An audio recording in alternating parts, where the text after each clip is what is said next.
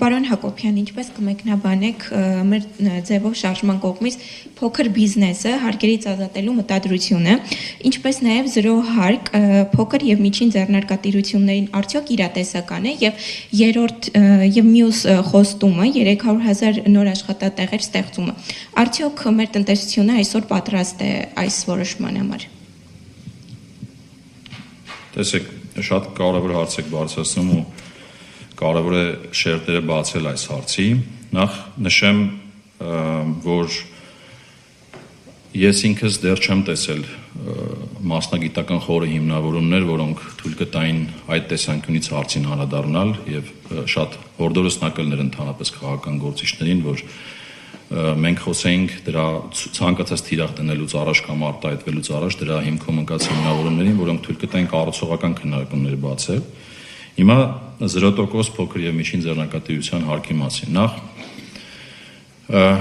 իմ մասնագիտական խորը կարծիքը եւ որը կարծում եմ շատերն են կիսում, ինչպես նաեւ միջազգային պրակտիկայում է այդպես, 0% հարկը անընդունելի է ցանկացած իրավիճակում։ Եվ իմ կարծիքով ցանկացած մարդ ինչ որ չափով պետք է մասնակցի պետության եւ պետականաշինությանը եւ պետության կայացմանը։ Այսինքն հայեցակարգային առումով շատ կարեւոր է, որ ցանկացած մարդ ինչ որ չափով իր փոքր ներդրում ունենա պետության կայացման գործում։ Ինչու է դա կարեւոր, որովհետեւ մարդիկ այդ փոքր ներդրումը նույնիսկ անելով իրենք ավելի պահանջատեր են դառնում ու կարող են պետությունից ակնկալել բազմաթիվ այլ ավելի մեծ աջակցություններ, որոնք այլ հավասար պայմաններում չէին կարող եւ իրենց սեփականատերը զգալ իրենց երկրի։ Սա հայեցակարգային տեսանկյունից։ Հիմա եթե գամ շատ մասնագիտական խոսեմ սրա մասին, 0% հարկը իր հետևանքները ունի եւ դա նշանակում է ստվերի մեծացում, որովհետեւ երբ որ խոսում ենք 0%-անոց հարկի մասին, դա ենթադրում է թաքցվող շրջանառություններ, դա ենթադրում է թափանցիկության ցածր մակարդակ, դա ենթադրում է խոշորների մասնատում եւ տեղավորվում այդպիսի համակարգերում։ Հետևաբար մեր համար անընդունելի է նման մոտեցումը, որովհետեւ կարծում ենք, որ դա կարող է բերի ստվերի էական աճի։ Հիմա ինչպիսին պետք է լինի վերաբերմունքը փոքր եւ միջին ձեռնարկատիրության հանդեպ եւ կառավարությունը բազմիցս դրա մասին հնչեցել է, մենք էլ ենք դրա մասին հնչեցնում եւ մեր մասով էլ ես այսօր կանադառնամ։ Կառավարության մոտեցումը հետեւյալն է. Այո, պետք է հոգատար լինել փոքր միջին ձեռնարկատիրության հանդեպ, պետք է ունենալ հնարավորինս փոքր հարկեր, պետք է ունենալ հնարավորինս հեշտ վարչահարություն, պետք է ունենալ հնարավորինս հեշտ հարթակներ, որտեղ հնարավոր է իրենց հաշվետվությունները գեներացնել, այդ թվում ավտոմատ։ Այս մոտեցումով էլ ըստ էության կառավարությունը առաջ է շարժվում։ Հիմա խոսեմ դետալների մասին։ Նախ գիտեք, որ մինչև 24 միլիոնը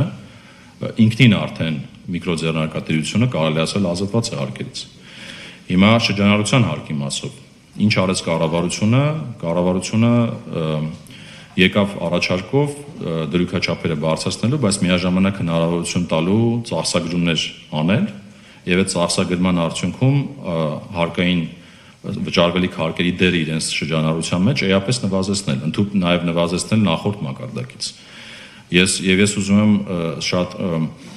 կարևոր է շեշտել, որ 25 թվականին եղել են բազմաթիվ սուբյեկտներ, որ դա կարողացել են անել։ Բայց արդյոք իրենց պետք է օգնել, աջակցել այդ process-ում միանշանակ եւ մենք դա արել ենք։ Անցած տարի մի քանի նախաձեռնություններ ենք ունեցել։ Նախ աջակցության ծրագիրներ, որից ես իհարկե խոսել եմ, քիչ են օգտվել, բայց ավելի էական է զուգահեռ թե ինչ ենք արել մենք։ Մենք իրազեկումների մեծ արշավ ենք սկսել անցած տարի, որտեղ փոխանցել ենք բոլոր ՓՄԶ-ներին ուղեցույցներ, օրինակներ, հաշվիչ նույնիսկ դրել ենք մեր կայքում, ավելին ասեմ, մենք շրջանառության հարկի հաշվետվությունները հնարավորինս թվայնացրել ենք, որ հեշտ լինի այդ հաշվառումը իրականացնել։ Եվ ապագան այս ուղղությամբ է, այսինքն մենք պետք է խոսենք հնարավորինս քիչ ցածր հարկեր, թափանցիկություն, ստվերից դուրս աշխատանք եւ հեշտ ու ավելի թվային միջավայր, որը թույլ է տալիս այդ հաշվետվությունները գեներացնել։ Սա է ճանապարհը անշեղորեն ու այսպես են վարվում գրեթե բոլոր երկրները աշխարհում։ Եվ ես շատ կուզենամ լսեմ այդ 0%-ի մասնագիտական հիմնավորումները եւ հետագայում հնարավորություն ունենանք ավելի մանրամասն քննարկելու դրա մասին։ Հիմա 300,000 դրամի մասին, կներեք 300,000 աշխատակիցների մասին, աշխատատեղերի ավելի կոնկրետ մասին։ Նորից ուզում եմ էլի նույն դիտարկումը այստեղ անեմ, որովհետև շատ կարևոր է հասկանալ, թե աշխատատեղը ինչպես է ստեղծվելու եւ ինչ է մտածում այն մարդը, որ արտահայտվում է դրա մասին եւ որն է դրա մասնագիտական հիմնավորումները, որտեղ աշխատատեղերը պարզապես չեն ստեղծվում։ Իրենք տնտեսության զարգացման մասին պատկերացումների հետևանք են, այսինքն ոնց ենք պատկերացնում տնտեսության զարգացումը, դրանից էլ բխում է թե ինչ աշխատատեղ կստեղծվի, բայց հանուն արդարության պետք է նշել, որ 18 թվականից ի վեր, ընդ որում այսօրվա խոսքում ես հստակ նշեցի դրա մասին, 300,000 եւ մոտ 300,000 աշխատատեղը արդեն իսկ ստեղծվել է, այսինքն դա ինչ որ նորություն կամ այդպես ինչ որ պատմական իրադարձություն չէ 300,000-ի մասին խոսելը, այլ ես իմ առաջարկը կլներ ընդհանրապես խոսեինք ինչ ուղղությամբ է զարգանալու եւ որտեղ են ստեղծվելու այդ աշխատատեղերը եւ կառավարության ջանքերը հենց այդ ուղղությամբ են, ընդ որում գիտեք ոնց է աշխատատեղերի խոստում տալը այդքան էլ տեղին չէ եւ կարծում եմ ավելի ճիշտ կլինի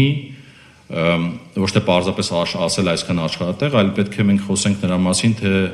ինչպիսի եւ ինչ որակի աշխատատեղերի մասին ենք խոսում մենք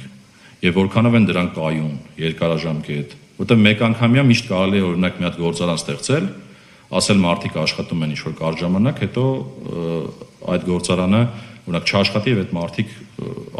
կտրվեն այդ աշխատանքից։ Եվ շատ կարեւոր է այս տնտեսական զարգացման երկարաժամկետ տրամաբանության մեջ նայենք աշխատատեղերին եւ ես շատ կուզենամ լսել հենց այդպիսի տեսակետներ, որոնք հնարավորություն կտալ մասնագիտորեն ավելի խորը մոտենալ այս հարցին։ Թերևս այսքանը, եթե այլ դիտարկումներ կան, սիրով